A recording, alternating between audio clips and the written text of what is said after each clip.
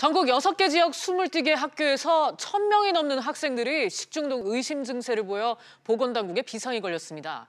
또 옛 노량진 수산시장에 대한 세 번째 강제 집행은 다시 무산됐습니다. 관련해서 취재기자와 자세히 얘기 나눠보도록 하겠습니다. 윤지혜 기자가 나와 있습니다. 윤 기자, 노량진 수산시장 얘기는 조금 이따로 미루고요. 먼저 이제 집단 식중독 사태부터 좀 살펴보죠. 어떻게 된 겁니까, 이게? 네, 전국 6개 지역 학교 급식 22곳에 있는 이제 유치원과 초중고교에서 동시다발적으로 집단 식중독 증상이 나타나고 있습니다. 네. 사흘 전부터 신고가 접수되기 시작했는데 어제 오후 5시까지 파악된 것만 1,009명입니다. 처음에는 부산과 대구 등 경상도권을 중심으로 이제 증상이 많이 나왔었는데 전북 지역에서도 크게 늘었습니다. 전북도교육청은 어제 이제 오후 4시까지 전북에서만 이제 현재 6개 학교 293명으로 늘었다고 오늘 밝혔는데요. 하루 만에 3배 이상이 증가한 겁니다. 지난 3일 점심에 급식으로 나온 케이크를 먹은 학생들이 4일 오후부터 설사와 구토 등 식중독 증상을 호소를 했었는데 이 식중독 환자가 발생한 학교들 모두 풀무원 계열사로부터 급식을 공급을 받았고 이 급식에 케이크가 있었습니다. 이 케이크가 문제가 있었던 것으로 보건당국은 확인을 했는데요. 식품의약품안전처가 유통된 제품을 걷어서 검사를 해보니까 달걀 등에서 주로 나오는 살모넬라균이 검출이 됐습니다. 이 부산시 보건환경연구원은 이제 이번 원인이 항원형 C의 살모넬라균이라는 사실을 확인한 상태입니다. 네. 급식에 케이크 나왔으니까 아이들이 얼마나 좋아하고 먹었겠습니까? 자, 식중독 피해가 어제부터 급격히 늘고 있는데 앞으로도 또 환자가 더 늘어날 가능성은 있는 건가요? 네, 그렇습니다. 이 식중독균 잠복 기간이 72시간이기 때문에 앞으로 피해자가 더 늘어날 가능성이 크고요. 오늘이 고비라는 관측도 나옵니다. 보건당국 조사 결과 해당 유통업체는 지난달부터 이번 달 5일까지 전국 150여 개 학교에 케이크를 납품한 것으로 확인이 됐습니다. 제품 수로 보면은 총 이제 6,211박스가 되고요.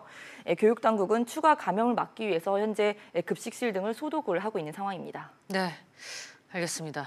예, 집단 식중독 얘기는 여기까지 하고요. 노량진 수산시장 얘기해보죠. 이 노량진 수산시장이 새로 문을 연 지가 꽤 됐는데 아직도 옛 시장 상인들 문제가 해결이 잘 안 됐나 봐요. 네, 그렇습니다. 어제 오전 서울중앙지법 집행관과 이제 수협 직원 등 500명이 노량진 수산시장을 찾아서 세 번째 강제 집행에 나섰는데요. 상인들이 이전을 거부해서 400여 명이 시장 입구를 막아서면서 이번에도 강제 집행이 1시간 만에 무산이 됐습니다. 물리적 충돌 등 상황을 대비해서 경찰 기동대가 출동해 있기도 했었는데 어제의 강제 집행은 이제 부대 편의시설 294곳을 대상으로 이뤄질 예정이었습니다. 네, 노량진 수산시장 강제 집행 시도가 이번에 이제 세 번째인 걸로 알고 있는데 대체 뭐 때문에 이런 일이 발생하고 있는지 궁금하거든요. 네, 설명을 좀 드리면요. 지난 2004년 노후화된 노량진 수산시장의 국책 사업으로 현대화가 추진이 됐습니다. 이에서 지난 2016년에 이제 신시장이 문을 열었는데 구시장 상인들 일부가 생선을 놓고 파는 좌판대 면적이 좁아졌는데 이제 임대료는 높아졌다면서 이전을 거부하고 있는 상황입니다. 전체 노량진 수산시장 상인 중 41% 정도인 270여 명이 여전히 옛 시장에 남아 있습니다.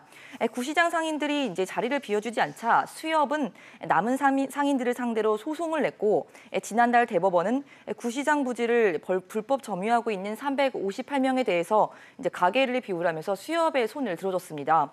수협은 지난해 4월과 올해 7월 그리고 어제까지 명도 이전을 위해서 이제 강제 집행을 시도를 했는데 결국 물러서게 됐습니다.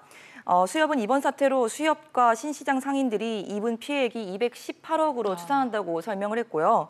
또 수협 측은 이번에는 물리적 충돌이 우려돼서 이제 철수를 한 상황이지만 다시 가까운 시일 내에 이제 강제 집행을 시도하겠다고 설명했습니다. 네, 손실액도 크네요. 빨리 좀 해결이 됐으면 좋겠습니다. 지금까지 윤지혜 기자와 얘기 나눴습니다. 잘 들었습니다.